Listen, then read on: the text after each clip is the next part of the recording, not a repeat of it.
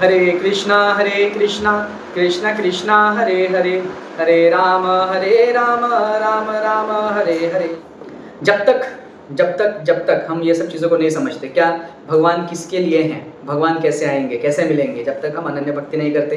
परसों लिया था, आज उसी से रिलेटेड फिर चल रहा है टॉपिक। और साथ ही साथ क्या है, जो भगवान भगवद गीता में घोषणाएं कर रहे हैं, लाउड स्पीकर लेके अर्जुन को बता रहे हैं, अर्जुन के माध्यम से भावी पीढ़ियों को बता रहे हैं, वो सब कुंती महारानी को पहले से पता है। इसलिए कुंती महारानी कौन है? Most intelligent woman. फिर क्या है आगे श्लोक में जाएंगे तो आत्म रामाय, यानी अपने अंदर ही रमते हैं, अपने अंदर ही आनंद लेते हैं। शांताय, अपने अंदर ही उनको शांति प्राप्त होती है। हमारी तरह उनको वीकेंड पे मनाली नहीं जाना पड़ता, ठीक है, हमारी तरह वो बीच पे जाके समुद्र की लहरों के इन शांत स्वरों को सुन के शांत नहीं होते। बीच पे तो रहते नहीं, पानी के बीच में रहते हैं, बीच में नहीं रहते, बीच में रहते हैं। ठीक है, तो भगवान कैसे हैं? आत्मराम है और आत्मसंतुष्ट है। शांत है, सबसे शांत, सबसे कोमल, सबसे सौम्य, मतलब कोई उनको विचलित नहीं कर सकता, इसके लिए वो भगवान है। और क्या बोलते हैं? कैवल्य पतये नमः, ठीक है, किसके? ऋषियों के स्वामी, ठीक है, तो ऋषि मुनियों के भी स्वामी। वो क्यों ऋषियों के स्वामी? क्यों? क्योंकि ऋषिगण वो हैं जो अपना सब कुछ भौतिक दृष्टि से छोड़ के भगवान के पीछे नहा धो के पड़े हैं, हाथ धो के नहीं, नहा धो के पड़े हुए हैं। ठीक है, तो ये पूरा डिस्क्रिप्शन कुंती महारानी का है। इसमें सबसे इम्पोर्टेंट दो चीज़ें जो मुझे समझ में आती हैं वो ये है स्टार्टिंग में जो मैं हाईलाइट कर रहा हूँ। एक तो क्या, हे प्रभु आप ही को मेरे सारे प्रणाम, यानी मेरे सभी प्रणाम आपको हैं जो अनन्य भक्ति के सूचक हैं। और आप भौतिक रूप से निर्धनों के स्वामी हैं, यानी जिसको लगता है कि मेरे पास बंगला है, गाड़ी है, घोड़ा है, तुम्हारे पास क्या है? उसके लिए भगवान कभी प्रकट नहीं। ठीक है, प्रभुपाद ने इसमें बहुत बड़ा टीका दिया है, लेकिन थोड़ा समय को ध्यान में रखते हुए हम आगे चलते हैं। अगला सुंदर श्लोक क्या बोलते हैं कुंती महारानी? मन्ये त्वं कालमीशानाम् अनादि निधानं विभुं समं चरन्तं सर्वत्र भूतानां यन्मिथः कलेः। अर्थ क्या है? हे प्रभु मैं आपको शाश्वत काल, परम नियंत्रक, हर एक वर्ड इंपॉर्टेंट है, शाश्वत काल, परम नियंत्रक, अनादि और अंतहीन, सर्वव्यापी मानती हूँ। अपनी कृपा बांटने में आप सभी के प्रति समान हैं। प्राणियों के बीच मतभेद सामाजिक मेल जोल के कारण होते हैं। तो यहाँ पे कुंती महारानी क्या बता रही है? भगवान कैसे हैं? शाश्वत काल, यानी भगवान भगवद गीता में भगवान बता रहे हैं ना, मैं काल हूँ। यहाँ पे कुंती महारानी भी बोल रही है कि अब हाँ भगवान आप काल हो। ठीक है, तो यहाँ पे कुंती महारानी को सब मालूम है। ब्रह्मा जी बता रहे हैं ब्रह्म संहिता में अनादि राधि गोविंद सर्व कारण कारणम। यहाँ पे कुंती महारानी बोल रहे हैं आप अनादि हो, अंतहीन हो, सर्वव्यापक हो, परम नियंत्रक। हाँ, भगवान भगवद गीता में बता रहे हैं समस्त सृष्टि मेरे ही निर्देशन में कार्य करती है। तो कुंती महारानी बोल रही है परम नियंत्रक, है ना। तो जो जो उधर कुरुक्षेत्र में भगवान ने अर्जुन को लाउड स्पीकर के जरिए बताया, तो ऐसा रहता है कि कुंती महारानी रथ के पीछे खड़ी होकर सब सुन रही थी। सब रिकॉर्डिंग करके बस एकदम घर पे जाके रट्टा मार के वापस आके भगवान को सुना रही। भगवान भी सरप्राइज हो जाते होंगे कि हाई ये तो मैंने अर्जुन को बताया था अभी थोड़ा टाइम पहले, ये कुंती महारानी को कैसे मालूम पड़ गया? इतना टॉप सीक्रेट बात, क्योंकि इतने सारे लोग थे और तो कोई सुन भी नहीं पा रहा था, और तो कोई विराट रूप देख भी नहीं पा रहा था, सर खाली अर्जुन और मैं और हाँ संजय। ठीक है, तो अपनी कृपा बांटने में आगे क्या बता रही है कुंती महारानी? आप सभी के प्रति समान हैं। तो इस पर भी हमने चर्चा किया है कि अब भगवान कृपा तो बांट रहे हैं, अब उस कृपा लेने के लिए मैं ढक्कन लेके खड़ा हूँ या ऐसा बॉटल लेके खड़ा हूँ, वो तो मेरे ऊपर डिपेंड करता है। तो ढक्कन लेके खड़े हैं तो ढक्कन वाली कृपा, बॉटल लेके खड़े रहेंगे तो बॉटल भर के कृपा, और अगर कोई ड्रम लेके खड़े रहेंगे तो ड्रम भर के कृपा मिलेगी। लेकिन ये कैसे समझे प्रैक्टिकली इसको, कि हम पे डिपेंड करता है कि हमको भगवान की कितनी कृपा मिलेगी।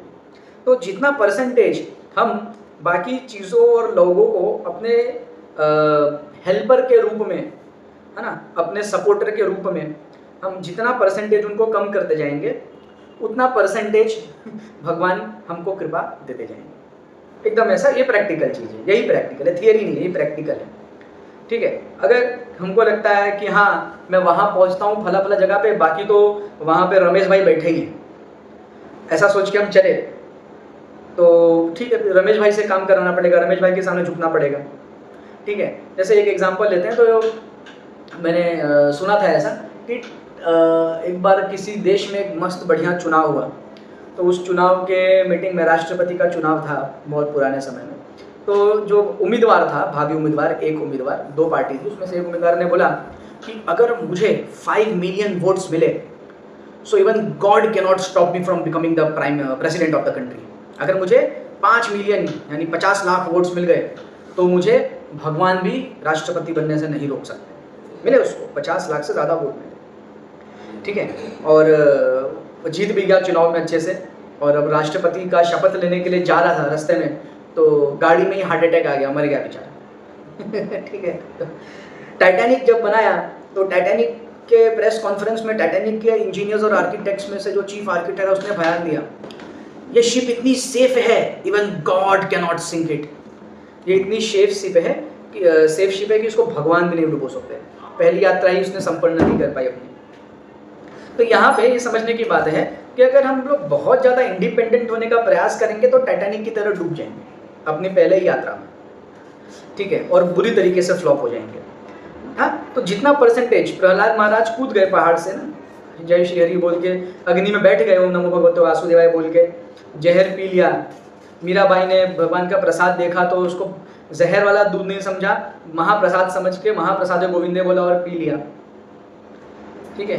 तो ऐसे कितने हम लोग के पास मतलब कथाएं हैं जहाँ पे भक्तों ने इतना मतलब सर्वव्यापी रूप से भगवान के ऊपर 100% भरोसा किया, तो भगवान ने 100% रिप्लाई किया। अभी सबके लिए, मेरे लिए भी ये बात है कि हमको जेन्युइनली अपने अंदर झांक के देखना चाहिए कि हम भगवान पे कितना भरोसा कर रहे हैं और रमेश, सुरेश, दीपेश पे हमको कितना भरोसा है, ठीक है। तो बस इसी से हम लोग क्लियर हो जाएंगे। हमको किसी और को कुछ बताने की जरूरत नहीं है, अपना ऐसा कॉलर लेना है और कॉलर के अंदर कान लगाना है, देखने की भी जरूरत नहीं, अंदर से हृदय से आवाज़ आ जाएगी कि हम कितना परसेंटेज भगवान के ऊपर अभी भरोसा करके बैठे हुए हैं, है ना। प्राणियों के बीच जो मतभेद है वो सामाजिक मेल जोल के कारण है। तो प्राणियों के बीच में मतभेद मतलब बहुत सारे प्रकार के मतभेद हैं, है ना। धार्मिक मतभेद हैं, सामाजिक मतभेद हैं, और आध्यात्मिक मतभेद हैं, भौतिक मतभेद हैं। किसी को करेला पसंद है, किसी को नहीं पसंद है, किसी को रोटी पसंद है, किसी को पराठा पसंद है, इत्यादि इत्यादि। तो ये सब कैसा है, ये सब हमारे सामाजिक मेलजोल के कारण है ना। सामाजिक मेलजोल मतलब एक हिसाब से बोल सकते हैं जैसा हमारा संघ है, जैसे हमारे कर्म है, जैसे हमारे कर्म कांड है उस प्रकार के हिसाब से हमारे बीच में, यानी जीवों के बीच में मतभेद है। लेकिन भगवान के लिए सब कुछ क्लियर है। भगवान बारिश कर रहे हैं, अब बारिश कर रहे हैं, कुछ लोग रेन वाटर हार्वेस्टिंग सिस्टम लगा के उसी बारिश को जमा करके साल भर चला रहे हैं, और कुछ लोग गटर बना दिए हैं, वही बारिश का पानी गटर में बह के वेस्ट हो रहा है, पर बारिश तो हो रही है। ये सिंपल सी इस तरीके से समझने आने वाली बात है। अगला श्लोक पे चलते हैं। श्लोक नंबर 43 तक है कुंती महारानी का शिक्षा, 1.8.18 से 1.8.43। अब ये श्लोक, इस सिद्धांत पे चलते हैं। हे प्रभु, आपकी दिव्य लीलाएं जो मानवीय प्रतीत होती हैं, फिर से भगवद गीता से रिलेटेड है, आपकी दिव्य लीलाएं जो मानवीय प्रतीत होती हैं वे इस प्रकार भ्रामक हैं कि कोई नहीं समझ सकता। तो भगवान की दिव्य लीलाएं कैसे मानवीय प्रतीत होती हैं? झाड़ पे चढ़ के नहाती हुई लड़कियों और औरतों का कपड़ा चुरा लिया, है ना। ऐसे ही हमको इन्फीरियोरिटी कॉम्प्लेक्स दिखाया जाता है ना, जो दूसरे धर्म के लोग हैं, जो नास्तिक लोग हैं, वो हमको कैसे नीचा दिखाते हैं, कैसा भगवान है तुम्हारा, औरतों के नहाते हुए औरतों के कपड़े चोरी कर लेता है। तो एक बार तो भक्त के मन में भी संदेह उत्पन्न हो जाता है। अगर दशम स्कंद में चले जाएं भागवतम के, और दशम स्कंद में भगवान की और गोपियों की लीलाओं को अगर पढ़ें तो भ्रम हो जाएगा कि क्या मैं सही रास्ते पे हूँ, मैं जिसको भगवान समझ रहा हूँ वो सच में भगवान है ऐसा डाउट होने लग जाता है। इसके लिए गुरुजन कहते हैं, आचार्य जन कहते हैं कि जब तक हृदय की शुद्धि ना हो, जब तक सब दर क्लियर ना हो जाए, अंदर से कल्मश ना निकल जाए, इसलिए बिना गुरु की आज्ञा के सीधा दशम स्कंद में भगवान और गोपियों की लीलाओं में वो सब में जंप मत मारो, ठीक है, नहीं तो भ्रम हो जाएगा, है ना। तो मानवीय लीलाएं प्रतीत होती हैं, जैसे चोरी करना। अभी चल रहा है पुरुषोत्तम मास, चौराष्टकम का पाठ अच्छा माना जाता है इस महीने में, तो कृपया करके चौराष्टकम का पाठ कीजिए। व्रजे प्रसिद्धम नवनीत चौरम, ठीक है। तो भगवान का जो चोरी का लीला है, तो ये चौराष्टकम ये भी हमको बता रहा है कि भगवान एक नंबर के चोर हैं, और ऐसे चोर जो समस्त त्रिलोकी में कहीं नहीं मिले।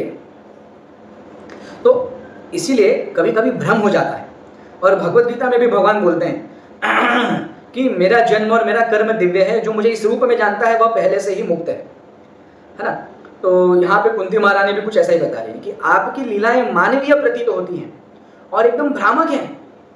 कैसी भ्रामक हैं कि भगवान उधर जाते हैं, मथुरा जाते हैं, ठीक है, तो वहाँ मथुरा में भी जाके भगवान को गोपियों की याद आ रही है। वो अपना उद्धव और कृष्ण का संवाद, उद्धव गीता पढ़ेंगे तो मालूम पड़ेगा कि उद्धव भगवान को समझा रहे हैं कि ये सब योग होता है, प्रेम कुछ नहीं होता ठीक है। तो ऐसी ऐसी लीलाएं भगवान की हैं कि हमको लगेगा कि ये तो क्या है, ये भ्रम हो जाएगा, उसे कोई समझ नहीं सकते। इसलिए कहते हैं हरि अनंत, हरि कथा अनंता। आगे बता रही है कुंती महारानी, आप किसी विशेष के प्रति कृपालु नहीं हैं और ना ही किसी से ईर्ष्या करते हैं।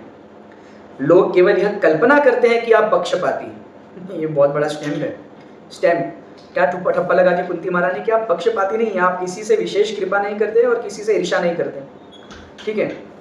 इसको दो तरीके से समझ सकते हैं।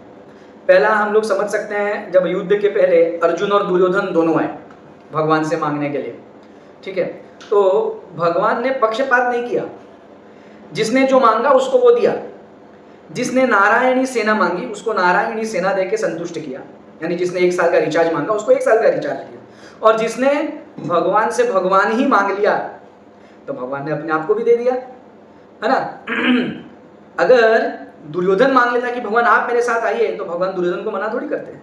लेकिन दुर्योधन ने मांगा क्या कि मेरे को तो 1 साल का रिचार्ज चाहिए, नारायणी सेना दे दो, ठीक है, दे दो 50 लाख सैनिक। ये सोच के वो खुश होके चला गया, है ना। दूसरे लेवल पे ऐसे समझ सकते हैं कि भगवान पक्षपाती नहीं हो सकते, भगवान किसी से ज्यादा विशेष कृपा, विशेष ईर्ष्यालुगिरी नहीं करते, ऐसा कैसे समझ सकते हैं। फिर से हमने ये सेंटेंस भी फ्रेज हमने कई बार सुना है कि जब कुछ नहीं था तो कौन था, जब कुछ नहीं होगा तो कौन होगा, है ना। भगवान ब्रह्मा जी बोल रहे अनादिरादिर गोविंद, यानी भगवान कब से हैं और कब तक है मुझे खुद नहीं पता, ब्रह्मा जी बता रहे हैं, यानी अनादि अनंत है। तो बीच में जो हम लोग सब लोग आए, रामू काका, श्यामू काका, रमेश, दीपेश, सुरेश, ठीक है, गीता, सीता, सब जितने भी सब लोग आ रहे हैं, ये भी बॉटल आ रहा है, ये लैपटॉप आया सामने, रिकॉर्डिंग चल रही, सेटअप, जितने भी वस्तुएं और लोग हैं, ये सब किधर से आए, भगवान से। यानी हम सब part and parcel of God, जो प्रभुपाद हमको हमेशा बताते थे कि हम भगवान के ही अंश हैं, भगवान के अंदर से ही प्रकट हुए हैं। तो भगवान अपने आप से कैसे पक्षपात करेंगे, है ना। हम थोड़ी आईने के सामने खड़े होकर अपने एक गाल के ऊपर क्रीम लगाएंगे, दूसरे गाल पे थप्पड़ मारेंगे, ऐसे दर्द तो हमको ही होगा, नॉट पॉसिबल। तो हाँ, ये हमारा परसेप्शन है, ठीक है, ये हमारा विंडो है, हमारा दृष्टि है कि हमको क्या लगता है, हम भगवान को किस रूप में देखते हैं, है ना, किस तरीके से देखते हैं, किस तरीके से हैंडल करते हैं, क्या मांगते हैं भगवान से, 1 साल का रिचार्ज मांगते हैं कि स्वयं भगवान को मांगते हैं, ये समझना इंपॉर्टेंट है। कुंती महारानी ने यहाँ पे बहुत इंपॉर्टेंट बात बोला है कि भगवान किसी एक के प्रति विशेष कृपालु नहीं है और किसी एक के प्रति विशेष ईर्ष्यालु भी नहीं है ना। भगवान को तो जो जैसे पुकारे, तो अगर मांस काटने वाला एक कसाई है, सदन कसाई, तो भगवान उस मांस के बगल में शालिग्राम रूप में वो वजन का पत्थर बनना भी स्वीकार करते हैं, लेकिन उस पंडित के पास जाके चांदी के आसन पे बैठ के 56 भोग पाना स्वीकार नहीं करते। भाव की बात होती है ना। हाँ, कलयुग में थोड़ा भाव डिफिकल्ट होता है, इसके लिए प्रभुपाद ने भाव को थोड़ा प्रैक्टिकलिटी करने के लिए बताया। और एकदम सीधी सी बात है, अगर रमेश संगीता से प्यार करता है तो रमेश खाली क्या ऐसा लेबल लगा के घूमेगा माथे के ऊपर, मैं संगीता का प्रेमी हूं, मैं संगीता के बिना जी नहीं सकता, ऐसा लगा कि लेबल घुमा के सबको 25 लोगों को बोलता फिरेगा मैं संगीता से प्यार करता हूं, मैं संगीता से प्यार करता हूं, मैं संगीता से प्यार करता हूं। ये करना प्यार है, ये करना असली प्यार है, भाव है। या फिर रमेश देखेगा कि संगीता को क्या चाहिए, संगीता को क्या पसंद है, संगीता को क्या नहीं पसंद है ना, संगीता किससे प्रसन्न होती है और किससे अप्रसन्न होती है, राइट। तो अगर हमारे अंदर भाव है और हम उसको ऐसा उसका प्रदर्शन करते हुए तमाशा बना दें, तो वो तो वही बात होगा कि रमेश संगीता, मैं संगीता का प्रेमी हूँ, मैं संगीता से प्यार करता हूँ, मैं संगीता से प्यार करता हूँ बोलता हुआ घूमता है। संगीता के भाई मिलेंगे तो जूता मारेंगे पकड़ के बाजार में अलग से ठीक है। उसके बदले वो क्या कर सकता है, संगीता को क्या पसंद करता है, नहीं पसंद करता है, उस पर ध्यान देना चाहिए। तो यदि हमको भगवान के प्रति भाव है, यदि हम भगवान से थोड़ा प्रेम करने का प्रयास करते हैं, तो भगवान के आदेश का पालन करना चाहिए, सिंपल भाषा में, ठीक है। जो हमारे गुरुओं ने, आचार्यों ने भगवान का संदेश हम तक पहुंचाया कि अपने मन माने तरीके से भगवान का पूजा अर्चना सेवा नहीं हो सकता। जैसा हमारा रूल है, रेगुलेशन है, जैसे आरती करने की जो विधि है, भोग लगाने की जो विधि है, उसका पालन करना पड़ेगा, क्योंकि भगवान उस तरीके से पाते हैं, है ना। आप ये नहीं बोल सकते कि मैं संगीता से प्यार करता हूँ और एक्शन ऐसा करेंगे कि संगीता को पसंद नहीं, राइट। तो भाव के नाम पे ज़्यादा, है ना, वो अशुचि का पालन करना भी ठीक नहीं है, और प्रैक्टिकलिटी के नाम पे एकदम ज़्यादा शुचि का पालन करना भी ठीक नहीं है, कि मतलब सिर्फ ऐसा ना हो जाए कि जो हम पालन करते हैं वो मैकेनिकल बन जाए। शुचि अशुचि मतलब शुद्धता अशुद्धता, तो ऐसा ना हो जाए कि मैकेनिकल हो जाए। मैकेनिकल हो गया मतलब, हाँ मतलब ये करना होता है, जैसे आचमनी करना होता है तो कर लिया, लेकिन आचमनी करते वक्त हम उसके भाव को, उसके पर्पस को नहीं समझे, ठीक है। अब भोग लगाना है, ऐसे ऐसे घंटी बजाना है, 3 बार ये मंत्र पढ़ने, 3 बार वो मंत्र पढ़ने हैं, 3 बार ये बोलना है, 2 बार वो बोलना है, हम बोल तो रहे हैं लेकिन कुछ और चल रहा है दिमाग में, ठीक है, तो वो मैकेनिकल हो गया। तो वैसा करना नहीं है, तो वो फिर क्या हो गया कि हम खाली प्रोसेस तो फॉलो कर रहे हैं, लेकिन हमको उसके पीछे का उद्देश्य नहीं मालूम। मतलब वही 40 सिगरेट और 20 सिगरेट वाला एग्जाम्पल जो हमने हर बार लिया है, कि ऑलरेडी 20 सिगरेट पे था, लेकिन दूसरे व्यक्ति को देख के लगता है कि अरे डॉक्टर ने लिखा था 40 सिगरेट, तो मतलब ठीक है, एग्जाम्पल वापस से मैं रिपीट नहीं कर रहा, हमने कई बार ये एग्जाम्पल लिया। तो दोनों चीज़ों के बीच में बैलेंस स्ट्राइक आउट करना चाहिए। इसके लिए प्रभुपाद ने हमको एकदम प्यार मोहब्बत से समझाया, 4 नियम का पालन करो, 16 माला का जप करो, है ना, और कुछ प्रोसेस दिया है भगवान की सेवा करने का, वो सेवा करो, बाकी सब प्रभुपाद देख लेंगे। तो एकदम ज़्यादा मैकेनिकल भी नहीं हो जाए कि खाली प्रोसेस ही फॉलो करते रहे, जो आजकल बहुत ज़्यादा हो गया है कि खाली प्रोसेस फॉलो करते हैं, उसके पीछे का जो पर्पस है, उसके पीछे का जो भाव है वो भूल गए। और ऐसा भी ना हो जाए कि हम भाव के नाम पे सारे प्रोसेस को नकार दें और अपने मनोधर्म के हिसाब से, क्योंकि आचार्यगण कहते हैं, भागवतम में भी आता है कि मूर्ख व्यक्ति, नास्तिक व्यक्ति अपने मनोधर्म के हिसाब से भगवान का सेवा करना चाहता है, कि जैसा उसको कंफर्टेबल लगे वैसा, जैसे में जिसमें उसको मजा आए, तो ये फिर नहीं प्रेम है, तो खाली वही होगा कि बोर्ड लेके खड़ा है कि मैं संगीता से प्यार करता हूँ, ठीक है। तो वापस लौट के आते हैं, किसी विशेष के प्रति भगवान ना तो कृपालु है, ना किसी विशेष के प्रति भगवान विशेष रूप से ईर्ष्यालु है, ठीक है। भगवान क्या है? भगवान न्यूट्रल है, न्यूट्रल है, और हम पे डिपेंड करता है कि हम दुर्योधन बन के गए हैं या अर्जुन बन के गए, ठीक है। 1 साल का रिचार्ज मांगना है या स्वयं भगवान को मांगना है। आगे चलिए अगले श्लोक पे। आगे कुंती महारानी बताती हैं, फिर से सिद्धांतवाद पे चलते हैं। क्या बोलती हैं कुंती महारानी? हे ब्रह्मांड की आत्मा, यह बात अत्यंत विस्मयकारी है, विस्मयकारी यानी सरप्राइजिंग है, कि आप निष्क्रिय रहते हुए भी कार्य करते हैं। ठीक है, ये बात केवल और केवल भगवान के लिए हो सकती है, कि भगवान ऐसा हाथ फोल्ड करके बैठे हैं, आंख बंद करके, शेषनाग के ऊपर चक्र लेके ऐसे हाथ कंधे पे अपने गाल पे ऐसे हाथ लगा के सो रहे हैं, और लक्ष्मी माता चरण दबा रही हैं, या फिर बांसुरी लेके 300 करोड़ गोपियों के साथ में महारास कर रहे हैं, जिसमें 5, 6, 7 साल की गोपी से लेके 100 साल तक की गोपियां शामिल हैं। ठीक है, तो और हमको लगता है कि ये निष्क्रियता, क्या कर रहा है ये आदमी, लेकिन उसी से सब कुछ हो जाता है। हाँ, जो हमने पढ़ा होगा, सुना होगा कथाओं में, कि महाविष्णु जब श्वास छोड़ते हैं तो अनंत अनंत ब्रह्मांडों का निर्माण होता है, उनके रोम छिद्रों से ब्रह्मांड निकलते रहते हैं, ब्रह्मांड निकलते, ग्रह की बात नहीं हो रही। और जब श्वास अंदर लेते हैं तो पूरा डिस्ट्रॉय हो जाता है। तो हो सकता है किसी को देख के लगे कि ये मेडिटेशन कर रहा है, अनुलोम विलोम, लेकिन ये अनुलोम विलोम नहीं है, ये तो पूरा का पूरा ब्रह्मांड का रचना हो रहा है और ब्रह्मांड का सर्वनाश हो रहा है। तो जो परसों जैसे माता जी ने भी बताया था, हमने भी पढ़ा कि जब महाभारत युद्ध समाप्त हुआ और ये हुआ कि भाई युद्ध में सबसे ज़्यादा शौर्यवान कौन था, बलवान कौन था, किसने सबको मारा, किसने सबकी ऐसी की तैसी कर दी ये वो, तो किसके पास पूछा गया? भाई बर्बरिक के पास गया, क्योंकि बर्बरिक ने ऊपर से बैठ के सब देखा था, है ना। तो बर्बरिक से पूछा गया कि भाई ऐसा बताओ क्या था, कौन था सबसे ज़्यादा शौर्यवान, एकदम वायलेंट कौन था? तो सब लोग अपने अपने ऐसे स्लीव्स ऊपर कर रहे थे, कॉलर टाइट कर रहे थे कि जरूर मेरा नाम बताए। तो क्या जवाब क्या मिला कि मैंने तो देखा कि सिर्फ और सिर्फ पूरे युद्ध क्षेत्र में ब्रह्मा भगवान का सुदर्शन चक्र घूम रहा था। तो वही सुदर्शन चक्र पांडवों की रक्षा कर रहा था, वही सुदर्शन चक्र कौरवों का विनाश कर रहा था। ठीक है, तो और भगवान क्या कर रहे थे? घोड़ा हाँक रहे थे। तो देख के किसी को लगेगा कि क्या किया, हाँ, बैठ के ड्राइवर बन गया, घोड़ा हाँका, और ऊपर से जिसने वो सीसीटीवी कैमरे की तरह ऊपर से जिसने देखा सैटेलाइट की तरह, उसको मालूम पड़ा कि एक्चुअली में सब कुछ तो भगवान के चक्र ने कर दिया, भगवान के आदेश से। तो भगवान ऐसे बस बैठे रहते हैं लगता है, लेकिन विस्मय ये है, सरप्राइजिंग बात ये है कि निष्क्रिय दिखते हैं लेकिन सबसे ज़्यादा एक्टिव।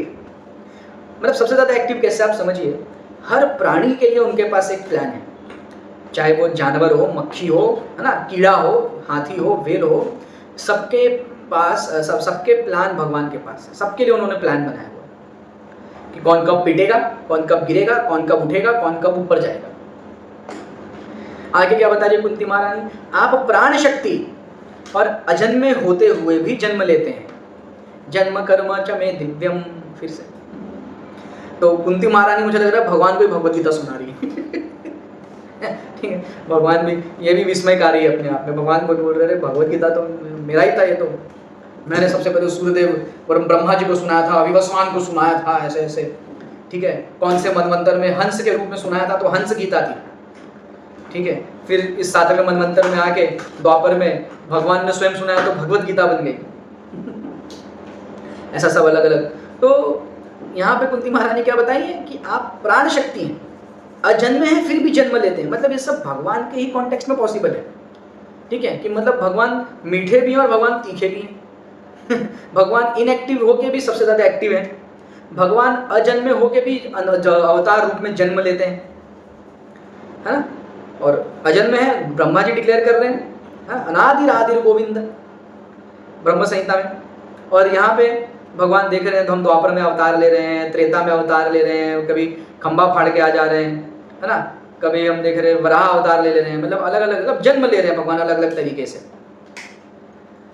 और इसमें इसको और एक तरीके से देखा जा सकता है कि भगवान क्या बोलते हैं, अहम बीज प्रदाता पिता, मैं ही सबका बीज प्रदान करने वाला, मैं ही पिता हूँ, है ना। और जब भगवान ही बीज प्रदाता है, तो जो उस चिड़िया के अंडे से वो छोटी चिड़िया निकल रही है, वो स्वयं भगवान ही है। जन्म देने वाला भी भगवान, वो चिड़िया के रूप में, और जन्म लेने वाला भी वो भगवान है ना। तो मतलब ये बहुत ही ऐसे अलंकारित होकर हम उसको समझ सकते हैं कि अलंकृत करके कुंती महारानी बता रही हैं कि आप अजन्मे हैं लेकिन फिर भी जन्म लेते हैं। आगे बता रही है आप स्वयं पशुओं, मनुष्यों, ऋषियों और जल जीवों के बीच अवतरित होते हैं। कहाँ का अवतार हो रहे हैं, पशुओं के बीच में अवतार ले रहे हैं, नरसिंह बन के आ रहे हैं, वराह बन के आ रहे हैं। मनुष्यों के बीच में अवतार ले रहे हैं, श्री राम बन के आ रहे हैं, कृष्ण बन के आ रहे हैं। ऋषियों के बीच में अवतार ले रहे हैं, तो ऋषि भी एक प्रकार से मनुष्य। और भगवान ने वो कौन सा अवतार था भगवान का, परशुराम। हाँ, तो परशुराम तो अंश अवतार था, जिसमें भगवान ऋषि रूप में, मतलब सन्यासी भी बनते हैं आगे आके। एक तो महाप्रभु का तो अवतार है, लेकिन आदि शंकराचार्य नहीं, आदि शंकराचार्य नहीं, जिसमें भगवान अलग अलग सन्यासी की मुद्राएं सिखाते हैं। वो कथा मैंने सुनी, अभी वो नाम याद नहीं आ रहा है मुंह पे। अजगर वृत्ति, गाय वृत्ति, पक्षी वृत्ति, पशु वृत्ति, ठीक है, ऐसे सब। मतलब कुछ शायद अ से नाम आता है भगवान के उस अवतार का, याद नहीं, बाद में आएगा तो मैं ग्रुप में भेजूंगा। लेकिन भगवान क्या कर रहे हैं, ऋषियों के बीच में अवतार ले रहे हैं, जल जीवों के बीच में अवतार ले रहे हैं, मत्स्य अवतार, कछुआ वाला अवतार। ठीक है, और वास्तव में ये सब विस्मयकारी है। तो जो अभी हमने समझा कि पक्षी जन्म दे रहा है, वो जन्म देने वाला भी भगवान है, और जो उसमें से अंडे में से पक्षी निकल रहा है, वो जन्म लेने वाला भी भगवान है। ठीक है, जो मार रहा है, हत्या कर रहा है, वो भी भगवान है, और जिसकी हत्या हो रही है वो भी भगवान है, क्योंकि सब कुछ तो भगवान से ही प्रकट हो गया है। तो इसलिए कुंती महारानी बोलते हैं कितना विस्मयकारी है। इसको हम थोड़ा सा इमेजिन करके देखें तो सच में विस्मयकारी है। ठीक है, ये स्पष्ट रूप से एक दूसरे का ये है ना, ऑपोजिट है, विरोधाभास करता है, कंट्रोवर्शियल स्टेटमेंट। ठीक है, लेकिन हमारे पास प्रॉब्लम क्या है, यहाँ पे नीचे प्रभुपाद बता रहे हैं कि मनुष्य की सीमित चिंतन शक्ति है। ठीक है, तो हमको लगता है कि जो चीज़ हमारे जैसी नहीं होगी, यानी हमारे टाइप के या हमारे अंडरस्टैंडिंग के बाउंड्री में नहीं आती, वो नहीं हो सकती होगी, है ना। क्योंकि हम अभी कुएं वाले मेंढक हैं, वो भी एग्जाम्पल हमने लिया ना कितनी बार। कुएं वाला मेंढक को मालूम नहीं कि समुद्र कितना बड़ा होता है। तो जब समुद्र वाला मेंढक उसको बताता है कि समुद्र बहुत बड़ा है, तो कुएं वाला मेंढक उसका अंदाजा नहीं लगा पाता, कितना बड़ा होगा, इतना बड़ा होगा, वो बोलता नहीं और बड़ा, इतना बड़ा होगा, नहीं और बड़ा, इतना बड़ा, नहीं और बड़ा, बोलता कितना, मेरे कुएं से 10 गुना बड़ा होगा, बोलता नहीं और भी बहुत बड़ा। तो मेंढक, कुएं वाला मेंढक हंसता था, चल झूठ बोल रहा है, बेवकूफ़ बना रहा है। तो हमारी समझ के परे है, तो हो सकता है हमको ना समझ में आए। श्लोक नंबर 31 कुंती महारानी बता रही है, हे प्रिय कृष्ण, प्रिय कृष्ण, ठीक है, हम कभी कृष्ण बोलते हैं, प्रिय कृष्ण नहीं बोल, निकलता नहीं मुंह से, लेकिन कुंती महारानी के मुंह से निकल रहा है, हे प्रिय कृष्ण, जब आपने अपराध किया तो यशोदा ने आपको बांधने के लिए रस्सी उठाई, दामोदर लीला, और आपकी व्याकुल आंखों से इतने आंसू बह निकले कि आपकी आंखों का काजल भी धुल गया और आप भयभीत हो गए, जबकि भय का साक्षात रूप भी आपसे भयभीत तो कितने बड़े भगवान एक्टर भी यहाँ पे एक्टर बोलने तो एक बार को ठीक है, भगवान कितनी एक्टिंग मार रहे हैं, कुंती अपना यशोदा मैया से डरते हैं जब, ठीक है, अगर हम दामोदर अष्टकी पढ़ेंगे तो हम कौन बोलता है भगवान कांप रहे हैं, कैसे उनकी आंखें एकदम लाल हो गई हैं डर के मारे, इतना खौफ है ना, और साक्षात यमराज को डांट फटकारने का भगवान के पास में कैपेसिटी है तो ये सब विस्मयकारी है। तो कुंती महारानी बोलते हैं कि ये सब मुझे स्तब्ध यानी शॉक करती हैं, सरप्राइज करती हैं। ब्रह्मा को भी यकीन नहीं हुआ जब ब्रह्मा ने वृंदावन में भगवान की लीलाएं देखी, जूठन खा रहे हैं, एक मुंह से निकाल के खा ले रहे हैं, गोपालों के, गोपों के, गोप कुमारों के मुंह से निकाल के निवाला खा लेते हैं, और हमको तो इतना मतलब रिस्ट्रिक्शन है कि आचमनी वचमनी करो, बैठो, है ना, आसन पे अच्छे से, और फिर हम देखते हैं जो बहुत लोग मंत्र ले वैसा वो बाहर चारों ओर पानी छिटकारते हैं, है ना, मंत्र पढ़ते हैं, महाप्रसाद गोविंद पूरा पढ़ो, उसके बाद प्रसाद पाओ, राइट, कितना सारा, हमारे लिए इतना सारा, और खुद क्या कर रहे हैं तो ब्रह्मा को भी विस्मय हो गया, तो कुंती महारानी है ना, ब्रह्मा को भी जब विस्मय हो जाता है तो कुंती महारानी को विस्मय कैसे नहीं होगा। आगे चलते ये बताइए, कुंती महारानी यहाँ पे बताने का प्रयास कर रही है कि भगवान की जो लीलाएं जो मानवीय लगती हैं, लेकिन असल में वो मानवीय नहीं होती, और हमको वो दामोदर लीला का भी हमको जो भेद है, हमने इतनी बार सुना होगा लेक्चर्स में, आचार्यों से, सत्संगों में, सत्रों में, कि भगवान को बांधने के लिए तो कोई रस्सी नहीं बनी, हाँ, लेकिन अगर प्रेम पाश है तो भगवान को बांध सकते हैं, है ना। अगर हमारे पास भगवान के प्रति प्रेम है, 14 में भी हम पढ़ेंगे तो हमको समझ में आता है कि उसमें ऐसे लिखा है कि वैसे तो आपको नहीं बांध सकते, लेकिन मैं आपको अपने हृदय की कोठरी में अनंत काल तक प्रेम के पाश से बांध के रखूंगा, ठीक है। तो भगवान को हम प्रेम से बांध सकते हैं, रस्सी से तो नहीं बांध सकते। कुछ लोग कहते हैं कि अजन्मे प्रभु का जन्म धर्मपरायण राजाओं की महिमा के लिए हुआ है, और कुछ अन्य कहते हैं कि उनका जन्म आपके प्रियतम भक्तों में से एक राजा यदु को प्रसन्न करने के लिए हुआ है। आप उनके परिवार में उसी प्रकार प्रकट होते हैं जैसे मलाया की पहाड़ियों में, मालय होना चाहिए, मालय की पहाड़ियों में चंदन प्रकट होता है। तो मलयगिरी पर्वत नाम हमने सुना होगा, चंदन का पहाड़ है एकदम। तो यहाँ पे समझने वाला बात यह है कि भगवान जब इस संसार में आते हैं तो अजन्म, पहले तो आश्चर्य की बात ये कुंती महारानी पीछे बताती है कि वो उनका जन्म नहीं हो सकता, फिर भी वे जन्म लेते हैं। हाँ, जैसे हम वृंदावन में, पहले भी मैंने शायद बताया था, वृंदावन में जाएंगे तो तटीय आश्रम है स्वामी श्री हरिदास के परंपरा से, तो नामाचार्य हरिदास नहीं, स्वामी श्री हरिदास, जिनको प्रसन्न करने के लिए बांके बिहारी प्रकट हुए थे निधिवन में। तो वहाँ पे भी राधाष्टमी, जन्माष्टमी ये सब नहीं मनाया जाता। क्यों नहीं मनाया जाता? वो कहते हैं हमारे राधा कृष्ण जन्म, उनका जन्म थोड़ी होता है जो हम मनाने बैठेंगे, ठीक है, अलग लेवल पे चल रहे हैं लोग। तो एक तो भगवान अजन्मे हैं, लेकिन फिर भी भगवान का जन्म होता है, और जन्म होता है तो भगवान क्या बताते हैं भगवद गीता में, दुष्टों के सर्वनाश के लिए, है ना, धर्म की पुनः स्थापना के लिए, साधुओं की रक्षा के लिए मैं हर युग में अवतार लेता हूँ। तो कुंती महारानी लेकिन बता रही है भगवान के जन्म की स्पेसिफिक डिटेल्स हमको दे रही है। क्या डिटेल दे रही है? कि भगवान स्पेसिफिक एक यदु कुल में पैदा हुए। क्यों पैदा हुए? क्योंकि मलयगिरी पर्वत होगा तभी तो चंदन मिलेगा, है ना। मतलब जिस परिवार में, जिस कुल में हम बोल सकते हैं कि एक प्रकार का पवित्रता होगा, शुद्धता होगा, भगवान के प्रति प्रेम होगा, भाव होगा, भगवान उस कुल के ही कुल तिलक के रूप में जन्म लेते हैं। इससे हमको समझ में आ सकता है कि अगर हम अपने घर को भी ऐसा कुछ बनाने का प्रयास करें जहाँ पे भगवान के प्रति प्रेम हो, भगवान के लिए हम शुचि का पालन करें, है ना, भगवान के लिए मतलब भोग बने तो भगवान के लिए बने, और उठना बैठना जो भी हो किसी को सेंटर में रख के हो। जैसे घड़ी का कांटा होता है तो घूमता रहता है, लेकिन बीच में एक पिन है, जो उसको एक जगह पे फिक्स करके रखती है। तो कहीं भी घूमे उस पिन से दूर नहीं जा सकता, वो सेंटर से दूर नहीं जा सकता। तो वो सेंटर कौन है? कृष्ण। तो अगर लाइफ कृष्ण सेंट्रिक हो जाए, बोलने का मतलब, तो हम भी कितना भी दुनिया में गोल गोल घूमे लेकिन कृष्ण के इर्द गिर्द घूमते रहेंगे, कृष्ण से कनेक्टेड रहेंगे, तो हो सकता है कि हमको भी मलयगिरी पर्वत बनने का अवसर मिले और भगवान चंदन के रूप में किसी न किसी रूप में हमारे तक पहुंचे, है ना। तो ये हम समझ सकते हैं। तो धर्मपरायण राजा की जो बात ऊपर हो रही है, तो ऐसे युधिष्ठिर महाराज हुए, है ना, और जो यदुकुल के दूसरे महान राजा हुए, उसके बाद में वसुदेव हुए। तो इनकी महिमा बढ़ाने के लिए भगवान इनके साथ रहे या इनके कुल में भगवान ने जन्म लिया, ऐसा कुंती महारानी बताती हैं। तो बोलने का मतलब भगवान क्या करते हैं, भगवान एकदम अपने भक्तों को, मतलब भक्तों का महिमा बढ़े, भक्तों का यश बढ़े, ऐसे कार्य करते हैं। जैसे हमने महाभारत युद्ध में भी देखा, जब भगवान ने प्रण ले लिया कि मैं शस्त्र नहीं उठाऊंगा, लेकिन भीष्मदेव ने भी प्रण ले लिया कि शस्त्र तो तुमसे मैं उठवा के रहूंगा केशव। तो अपने प्रण को तो भगवान ने जाने दिया, लेकिन भक्त के प्रण को पूरा किया, है ना।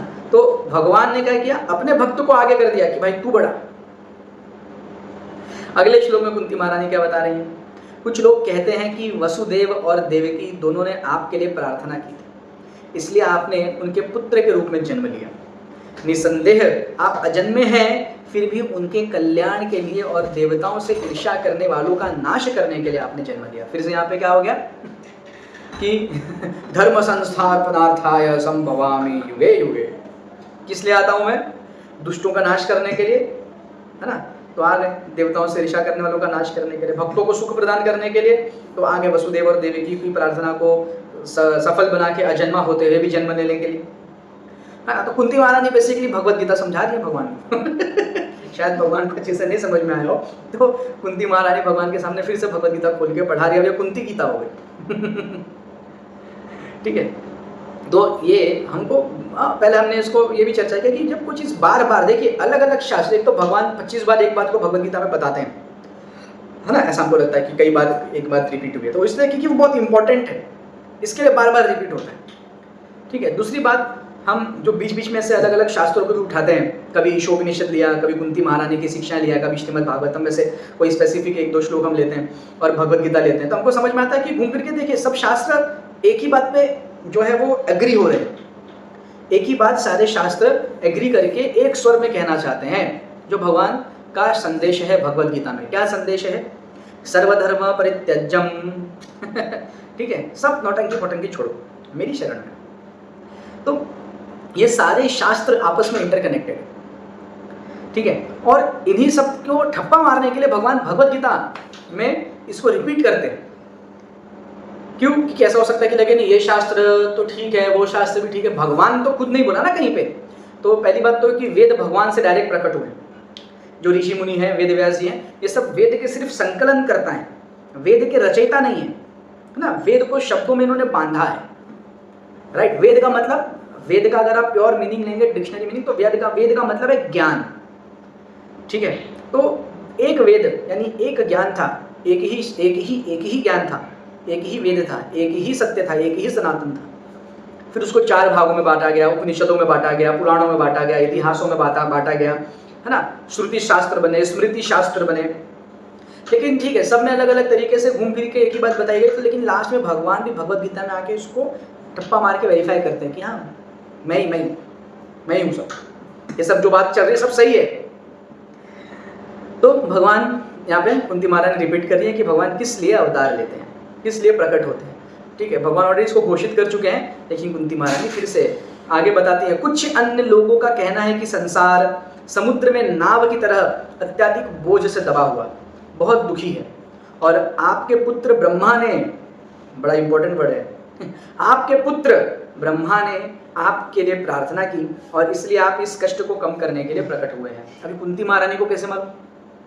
कुंती महारानी तो समकालीन है ना, अभी उसी काल में है। ये सब तो हम लोगों ने बाद में, हमको भागवतम में वेद व्यास मुनि की कृपा से और अपने गुरु और आचार्यों की दया से मालूम पड़ा कि सृष्टि का भार बढ़ गया था पापियों से, तो सृष्टि गौ का रूप लेके जाती है, ब्रह्मा जी देवताओं को ले जाते हैं, क्षीर सागर के किनारे खड़े होकर सब प्रार्थना करते हैं। तो भगवान बोलते हैं कि चलो ठीक है, अभी तुम लोग इतना बोलता है तो अपन आता है ठीक है। तो लेकिन ये कुंती महारानी को ऑलरेडी यहाँ पे पता, कुंती महारानी तो भागवतम पढ़ा नहीं ना क्योंकि तो रचना बहुत बाद में हुई भागवतम की, इसलिए कुंती महारानी को इंटेलिजेंट वुमेन कहा गया है। ठीक है, तो कुंती महारानी बता रही है ऑलरेडी जो भागवतम में है कि जब संसार का पाप अत्यधिक बढ़ गया तो पृथ्वी बोझ से दबने लगी, तो यहाँ पे क्या बोलते हैं, आपके पुत्र ब्रह्मा ने, यानी ब्रह्मा जी भगवान के पुत्र हैं। कैसे पुत्र, क्यों पुत्र, भगवान से प्रकट हुए तो भगवान के पुत्र ही हुए, है ना। तो ब्रह्मा आपके पुत्र हैं और ब्रह्मा ने आके आपसे प्रार्थना की। ये सब ऑलरेडी सब भागवतम में जो चीजें हैं आगे आने वाली, यहाँ पे ऑलरेडी कुंती महारानी सब बता रही है। तो ब्रह्मा सबसे पहले जीव हैं, है ना। हमको मालूम है, वो पूरा कथा हमको मालूम है कि ब्रह्मा जाते हैं, वो कब उस पे प्रकट होते हैं कमल पे, फिर कमल की डंडी पकड़ के कई दिव्य वर्ष तक नीचे जाते रहते हैं, फिर भी उस कमल का एंड पॉइंट उनको नहीं मिलता, फिर ऊपर आते हैं, कितने दिव्य वर्ष लगते हैं, फिर उनको तप करने का आवाज आता है, वो तप करते हैं, तप करने से भगवान उनको directly mind to mind Veda transfer कर देते हैं, यानी ज्ञान ट्रांसफर कर देते हैं। तो ब्रह्मा जब भगवान से प्रकट हो रहे हैं, भगवान की नाभि कमल से प्रकट हो रहे हैं, तो भगवान के पुत्र हुए, क्योंकि भगवान बता रहे भगवत गीता में, हम बीज प्रदाता पिता, मैं ही सबका पिता हूँ।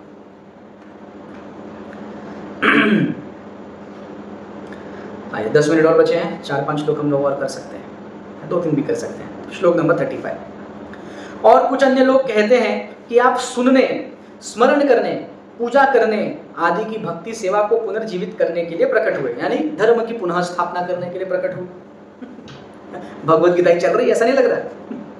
भौतिक कष्टों से पीड़ित बद्ध जीव इसका लाभ उठा सके और मुक्ति प्राप्त कर सके। तो भगवान धर्म की स्थापना करके फिर से हमको लाइट दिखाते हैं, है ना। और लाइट दिखा के कहाँ ले जाते हैं, लाइट दिखा के हमको मर्सिडीज के शोरूम में नहीं ले जाते, लाइट दिखाते हुए हमको अपने बच्चों के लिए शहर के सबसे टॉप स्कूल में नहीं ले जाते, है ना। लाइट दिखा के हमको टॉप कंपनीज में जॉब के लिए नहीं ले जाते, लाइट दिखा के कहाँ ले जाते हैं, मुक्ति पथ की ओर ले जाते हैं। ठीक है, और ये बहुत मतलब समझने में कठिन भी है और समझने में आसान भी है। क्या कि हम इतने जन्मों से ना 7वां मनवंतर चल रहा है, कभी कभी मेरे मुँह से 27वां मनवंतर निकल जाता है, तो उसके लिए सॉरी, कई बार मैंने बोला होगा। 7वां मनवंतर चल रहा है और एक मनवंतर में 70-72 महायुग होते हैं। एक महायुग में एक बार चतुर्युग होते हैं, है ना। करोड़ों करोड़ों साल बीत जाते हैं एक एक मनवंतर में। ऐसे 7 मनवंतर अब तक हो चुके हैं और उसके पहले भी कुछ हुआ होगा तो हमको पता नहीं। यानी इतनी बार हमने जीव रूप में जन्म लिया और हर बार हम लोग क्या हुआ कि भौतिक संगति से दूषित होते रहे, तो इतनी आसानी से तो मुक्ति पथ की ओर नहीं जाएंगे, है ना। सीधी उंगली से घी नहीं निकलेगा, भगवान जानते हैं। तो भगवान क्या करते हैं, जब हम भक्ति के लाइन में आते हैं तो भगवान उंगली को टेढ़ा करते हैं।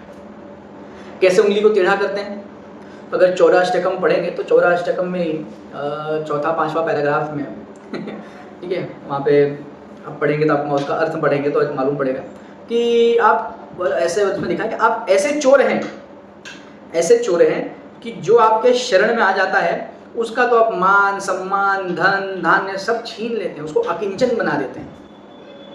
अकिंचन यानी ठंडन गोपाल, है ना। तो उंगली टेढ़ा, अब कुछ नहीं हुआ, अब हमको क्या करना पड़ेगा, मजबूरी में सर पटक के मुक्ति पथ की ओर जाना पड़ेगा। ठीक है, और पीछे कुंती महारानी क्या बोल रही हैं कि अकिंचन वृत्ता है, जो अकिंचन होते हैं आप उनके स्वामी हैं। तो अगर हम भगवान को पुकारते हैं लेकिन अकिंचन हो नहीं हो रहे, तो भगवान पहले हमको जबरदस्ती अकिंचन करेंगे, फिर हमारा स्वामी बनेंगे और हमको मुक्ति पथ की ओर ले जाएंगे। ठीक है, महाराज हमारे बताते हैं, गुरु महाराज हम जो इतने सारे हमारे संप्रदाय में आचार्य गण हुए सब बताते हैं कि अगर मनोकामना पूरी होती जा रही है, सक्सेस पे सक्सेस मिलता जा रहा है, तो खुश नहीं होने का है। इसका मतलब कुछ तो गड़बड़ है, दया CID वाला गड़बड़ है। ठीक है, इसका मतलब अभी मुक्ति का पथ दूर है, अभी तो भौतिक भोगों की ओर घूमना है, अंदर भटकते रहना है। ठीक है, इसी में एक छोटी सी कथा याद आती है कि एक बार शिव जी और पार्वती माता अब नीचे मतलब सोचते हैं कि चलो किसी भक्त का उद्धार करेंगे, थोड़ा परीक्षा लेंगे। तो दोनों एक बूढ़ा बूढ़ी का रूप लेके आते हैं एक बड़े सेठ के पास। सेठ के पास कई गायें होती हैं, जमींदार होता है, बहुत सारी ज़मीनें होती हैं, मस्त सारा धन होता है एकदम। तो और सेठ भी भगवान का भक्त ही होता है, तो पूजा करने जा रहा था। तो दोनों हाथ जोड़ के सेठ के सामने आ जाते हैं कि सेठ जी, थोड़ा हमको अगर दूध मिल जाता है, 1 किलो दूध मिल जाए तो हम थोड़ा अपने भगवान का अभिषेक कर लो और कुछ पेट में भी चला जाए, मतलब थोड़ा भूख भी लगी। तो सेठ जी चिढ़ गए, अरे सुबह सुबह पता नहीं कहाँ से भिखारी तुमको और कोई काम धंधा नहीं है? हाँ, सुबह सुबह पूजा करने जा रहा हूँ, भोले बाबा के लिए दूध लेके स्वर्ण पात्र में आ गए, टोक दिया, सारा मूड खराब कर दिया, भागो ऐसा, चलो निकलो, डांट के भगा दिया। तो शिव माँ पार्वती माता देखी, बोली ये कैसा भगत? बोले अरे बड़ा एकदम कमाल के भगत हैं, ऐसे ऐसे भगत नहीं है। तो क्या किया, भगवान ने हाथ जोड़ा, बोला हे भगवान विष्णु, बोला भगवान से प्रार्थना की, विष्णु से प्रार्थना की कि इसका धन 100 गुना और बढ़ जाए। ठीक है, तो पार्वती माता बड़े आश्चर्य से देखी, भगवान बोले अरे चलो अभी शांत रहो। उसके बाद गए, एक दूसरा बेचारा भिखारी भक्त था, गरीब सा, उसके पास गाय खुद की थी नहीं, खुद कहीं से भिक्षावृत्ति करके दूध लाया था, और उसकी बूढ़ी माँ थी। अब दोनों हाथ जोड़ के खड़े हो गए कि हे प्रभु, थोड़ा अगर हमको 1/4 किलो दूध मिल जाता तो हम अपने भगवान का अभिषेक कर लेते और बड़ा पाके कुछ। ठीक है, तो उसने खुशी खुशी बोले अरे हाँ हाँ क्यों नहीं, लीजिए लीजिए, आज शायद इस पर आप ही का नाम लिखा था। उसने खुशी खुशी इनको दूध दे दिया। तो शिव जी आगे गए और बोले हे भगवान कृष्ण सर्वपालक महाविष्णु, इसकी माता भी मर जाए और इसका धन 100 गुना और जो इसके पास बचा कुचा है वो भी सब छीन लो, अकिंचन बना दो। अब तो पार्वती माता हाइपर हो गई, बोली ये क्या नौटंकी चल रही? वो ऐसा भगत था, दूध नहीं दिया, डांट के भगा दिया, तो उसको 100 गुना संपत्ति, और इसको अकिंचन, एक बेचारी माँ थी उसको भी छीन लिया, और बाकी पूरे भिखारी बना दो, जो भी बचा कुचा है वो भी छीन लो। तो भगवान बताते हैं कि देखो क्या है कि उसका 100 गुना धन बढ़ेगा, वो सक्सेस पे सक्सेस प्राप्त करेगा, वो उन्हीं भोगों में धीरे धीरे एकदम मशगूल हो जाएगा, मजा करेगा, जन्म जन्मांतर तक जन्म मृत्यु के चक्कर में और फंसा रह जाएगा, न जाने कितने जन्म और बीत जाएंगे उसके। लेकिन इसके पास अब एक सिर्फ माता बची, उस माता को भी छीन लिया, तो इसके पास अब बेसिकली परिवार के रूप में कोई नहीं, तो इसको किसी का लालन पालन पोषण करना नहीं, एक चिंता खत्म कर दी इसकी। ठीक, दूसरा इसके पास अगर जो भी बचा कुचा धन वो भी छीन लिया, धन मतलब जो कुटिया फूटा टूटी फूटी, तो अभी पूरी तरीके से अकिंचन हो गया। और जो अकिंचन हो जाता है तो साक्षात रघुनाथ जी, साक्षात मेरे कृष्ण जी उसका भार अपने ऊपर ले लेते हैं तो ये इसी जन्म में मुक्ति पथ को प्राप्त हो जाएगा। ठीक है, तो और 14 में भी यही आ रहा है, 4-5वें पैराग्राफ में, कि जो इनकी शरण में जाता है डामाडोल विष्णु पुराण में बता रहे, हे नारद मैं जिस पे कृपा करता हूँ पहले उसका धन छीनता हूँ। तो माता जी, प्रभु जी, अगर सक्सेस मिल रहा है, मनोकामनाएं धीरे धीरे पूरी हो रही है, सिद्धियां मिल रही हैं, काम बन रहे हैं, मुन्ना की नौकरी लग रही है और मुन्नी का शादी सरकारी नौकरी वाले दामाद से हो रहा है, तो अभी गड़बड़ है ठीक है, अभी गड़बड़ चल रही है, बहुत गड़बड़ चल रही है, बहुत गड़बड़ चल रही है, अभी सावधान होने की जरूरत है, अभी तक असली कृपा का वास्तविक स्वरूप मिला नहीं है। और अगर हाँ, स्ट्रेस रिलीफ वाली बात यह है कि अगर चीज़ें गिर रही हैं, डाउन हो रही हैं, ठीक है, बहुत यहाँ वहाँ हाथ पैर मारने का प्रयास करते हैं, कुछ होता नहीं, लास्ट में आके भगवान के सामने हाथ जोड़ते हैं, भगवान ओ पालन हारे निर्गुण होने हारे, तुमरे बिना हमारा कौनो नहीं। तो आप समझने का कि अभी भक्ति का जो रंग है वो चढ़ रहा है, आपकी भक्ति वाली गाड़ी अभी एक्सप्रेस वे पे आई है, अभी तक गांव के टूटे फूटे रोड से गुजर रही थी, आजकल तो गांव में भी अच्छे रोड हो गए, मुंबई के टूटे फूटे रोड से गुजर रही थी, मुंबई के रोड टूटे फूटे हैं थोड़े, काफ़ी ज़्यादा, अब एक्सप्रेस वे पे आ गए हैं, दिल्ली मुंबई एक्सप्रेस वे पे अब भागेगी गाड़ी। ठीक है, परम पूज्य राधानाथ महाराज के शिष्य हैं गौरांग प्रभु, विजग्रेस गौरांग प्रभु, उनका भी भागवत कथा मैं एक बार सुन रहा था, ऑनलाइन अवेलेबल है, तो वो भी कह रहे थे कि संभल के आने का, सावधान, इस रास्ते में इधर ये कृष्ण के पीछे आने का मतलब ये है मिलने वाला कुछ भी नहीं है। हाँ, जो बचा कुछ है वो भी चला जाए, तो अगर कुछ पाने की अभिलाषा है तो नो एंट्री का बोर्ड है आपके लिए, पहली बात। दूसरी बात, ऊपर से 1 वे ट्रैफिक है, एक बार अंदर घुस गए अब पलट के जा भी नहीं सकते, क्योंकि भगवद गीता में भगवान घोषणा कर रहे हैं, अर्जुन घोषणा कर दो मेरे भक्त का कभी सर्वनाश नहीं होता। मतलब एक बार भगवान ने अगर टांग पकड़ ली तो छोड़ने वाले नहीं, एक बार तुलसी महारानी गले में आ गए तो गला छूटेगा नहीं। ठीक है, इधर ही उठा के पटक के घी सीधी उंगली से नहीं निकलेगा तो टेढ़ा करेंगे, अकिंचन बनाएंगे और उसके बाद में बाहर लेके कहाँ लेके जाएंगे, मुक्ति पथ की ओर लेके जाएंगे, और यही रियलिटी है ठीक है, तो अगर सब कुछ अच्छा चल रहा है, नो मजा, भक्ति अभी नहीं चल रही है बॉस, ठीक है, और अगर पीटे जा रहे हो तो हाँ अभी भक्ति चल रही है ठीक है। अब अच्छा, इस हिस्ट्री उठा के देखते हैं ना, महान जो आचार्य हुए, ठीक है, वो कैसे हुए, महान बहुत दूर मत जाइए, बहुत दूर, थोड़ा नज़दीक में आते हैं, प्रभुपाद के पास चलते हैं। तो प्रभुपाद की जब हम बुक पढ़ते हैं, प्रभुपाद का एक बुक भी है प्रभुपाद करके, और प्रभुपाद की लीलामृत वगैरह सब सुनते हैं, तो हमको समझ में आता है कि प्रभुपाद भी सोचते थे कि मैं अपने बिजनेस से पहले धन जमा करूँ, फिर वो धन से मैं मतलब संस्था बना के मतलब फिर आगे ऐसा कई सेवा हो पाएगा, अच्छे से सेवा हो पाएगा। लेकिन प्रभुपाद कैसे आए, है ना, फैक्ट्री में आग लगी, चोरी हो गई, है ना, अपनी धर्मपत्नी को पूछे टी और मी, तो धर्मपत्नी बोली टी, है ना, तो जमीन जायदाद जर जोरू सब से निवृत्त जबरदस्ती भगवान ने कराया, और फिर जाके प्रभुपाद बने। तो बहुत दूर जाने की जरूरत नहीं है, हमारे संस्था की स्थापना ही ऐसे हुई है। हम जिस गुरु के पीछे पीछे आंचल पकड़ के चल रहे हैं, वो गुरु इसी तरीके से इस लाइन में आए, अकिंचन बन के। ठीक है, हालांकि प्रभुपाद मुक्त पुरुष हैं, मुक्त जीव हैं पहले से ही, लेकिन भौतिक दृष्टि से जो उन्होंने उनके साथ जो लीला हुई वो हमको यही संदेश दे रही है। ठीक है, और कुंती महारानी भी पीछे क्या बोल रही है, अकिंचन वित्ताय, अकिंचन कुछ नहीं, ठन ठन गोपाल होना पड़ेगा। ठीक है, तो अभी भी आज 30 मई 2026 9:31 ऑनलाइन गूगल मीट पे आपको वार्निंग दिया जा रहा है कि अभी भी हिम्मत है तो आगे बढ़ो, नहीं तो फिर कहीं और देखो, लेफ्ट राइट टर्न मार लो, एक्सप्रेस वे से एग्जिट ले लो। हाँ, फिर लेकिन प्रॉब्लम क्या होगा मालूम है, देखो एक्सप्रेस वे पे रहेंगे तो वो डेस्टिनेशन जल्दी मिल जाएगा, क्योंकि एक्सप्रेस वे में गाड़ी फास्ट चलती है, बीच में कोई आता नहीं है ना, ट्रक गाड़ी घोड़ा सब रोड एकदम बड़े चकाचक होते हैं, और बीच में एग्जिट ले लिया तो खड्डे वाले रोड मिलेंगे, डेस्टिनेशन पे लेट पहुंचेंगे, बीच में ट्रैफिक पुलिस पकड़ लेगी। एक्सप्रेस वे पे ट्रैफिक पुलिस भी नहीं होती, कैमरा लगा होता है, खाली डायरेक्टली ई चलाना आ जाता है। तो अपना अपना रिस्क है, जो आपका रिस्क एपेटाइट हो, जितना आपका रिस्क लेने की क्षमता हो उसके हिसाब से आइए, और या तो एक्सप्रेस वे पे चलिए, या तो अभी सामने एग्जिट दिख रहा है, घूम जाइए, एग्जिट लेके बाहर चले जाइए। ठीक है, इसी के साथ आज के सत्र को समाप्त करते हैं। श्लोक नंबर हमारा 35 तक हो गया है, प्रयास करेंगे कल इसको आगे लेके जाने के लिए।